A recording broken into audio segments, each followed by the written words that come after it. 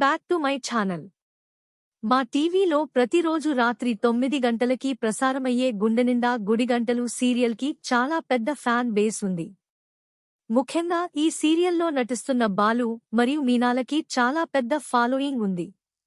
ముఖ్యంగా ఈ సీరియల్లో మధ్య తరగతి ఇండ్లల్లో జరిగే చాలా అంశాలే ఇందులో కనపడుతుంటాయి.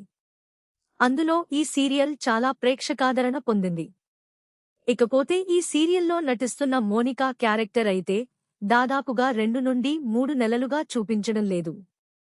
మోనికా ప్రెగ్నెంట్ అయిన దగ్గర నుండి మోనికాని కాని సంజుని కాని చూపించడం లేదు. రవి మరియు శృతి మ్యారేజ్ అన్నివర్సరీలో కూడా కనిపించలేదు.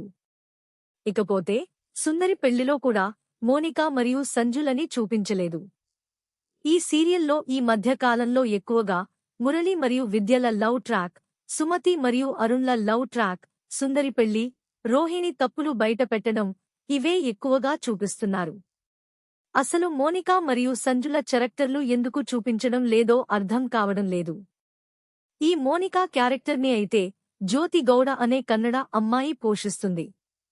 ఈ అమ్మాయి అయితే ఈ టీవీలో వచ్చే 1000 శుభములు కలుగు నీకు అనే సీరియల్లో కూడా నటిస్తుంది.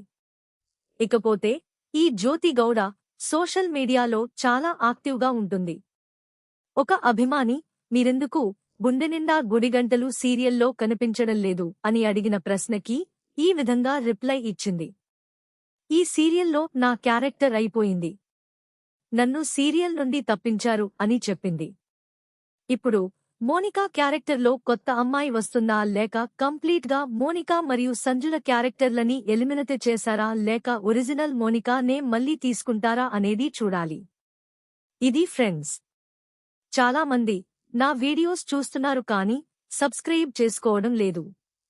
మీరు చేసే ఒక్క చిన్న సబ్స్క్రైబ్ మాకు ఎంతో ఎంకరేజ్మెంట్ ఇస్తుంది.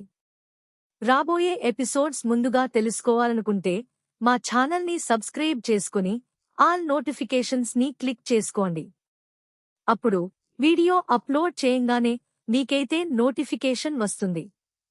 మీ అభిప్రాయాలను కామెంట్స్ రూపంలో తెలియజేయండి.